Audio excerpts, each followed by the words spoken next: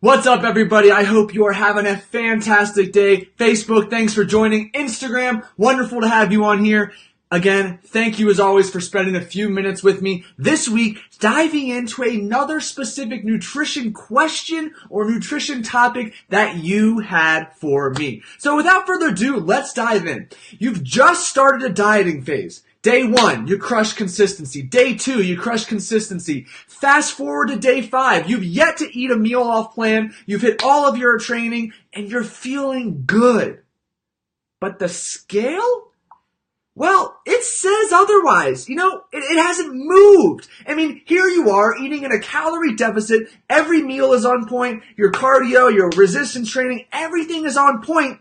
Except that damn scale. It's as if it won't move. But you know for a fact that you are eating in a calorie deficit. I mean, you took away hundreds of calories from your plan and you've even started feeling a little hungry. What the hell? What gives? Why is the scale not moving? Well, let's talk about that. The very first concept or point I need to get across though, and I know it may be obvious, but it's worth reiterating, is change takes time.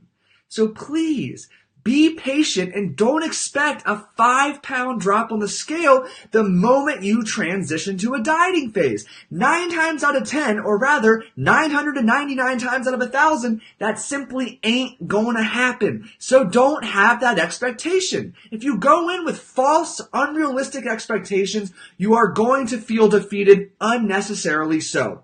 Again, it's not going to happen, so stay patient.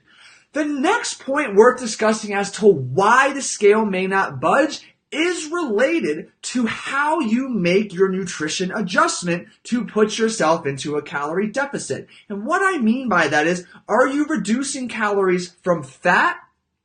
Or are you reducing calories from carbohydrates? And here's why the two differ and how that impacts the scale.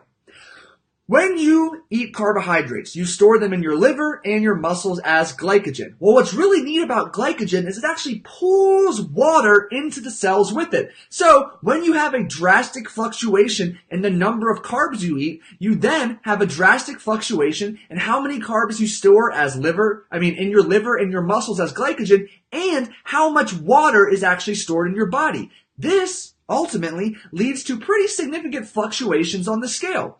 So if you are starting a dieting phase and you are chopping off some of your carbohydrates, which I do not recommend, but that's for a different time, then you can expect to experience a significant drop in the scale fairly quickly, because now you have less glycogen and less water in your muscles.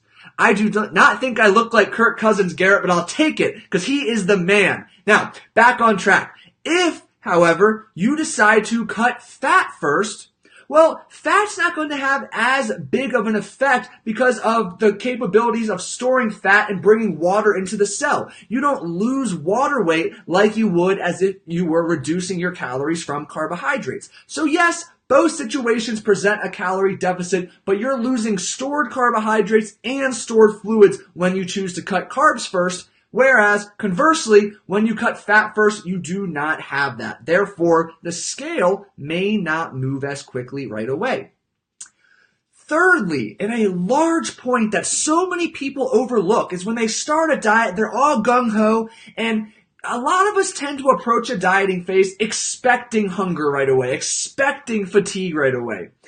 And when that happens, we kind of ingrain it in our minds like a way of life. And the result of that is, well, even from day 1, we start to overcompensate.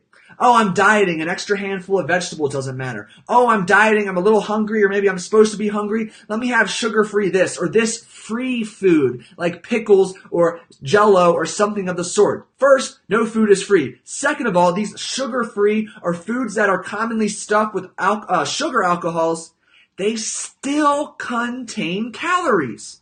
We have to keep that in mind. And if we are still consuming these foods that have calories, even though it's a little bit, those calories add up. And to give you a better perspective here, let's say, for instance, you are in a 400 calorie deficit. If you're chipping away at an extra handful of vegetables because you're dieting and it's okay, or some sugar-free Jell-O or a pickle here, a pickle there, something like that, well, now your 400 calorie deficit, it has shrank. Maybe now it's only 300 calories, 250 calories.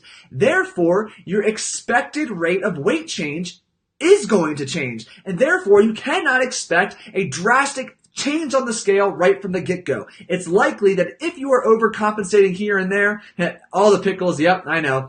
If you're compensating here and there, it's going to have a major impact on your progress. Therefore, that is why the scale is not changing.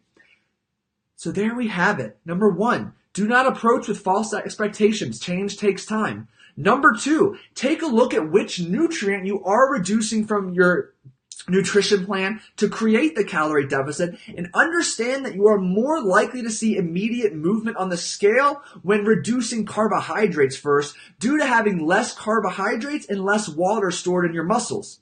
Again, also note, I do not recommend that approach. I recommend reducing fat first, which may not provide the same movement right away, because you want to keep carbohydrates as high as possible for as long as possible, because they are your brain and your muscles' primary fuel source.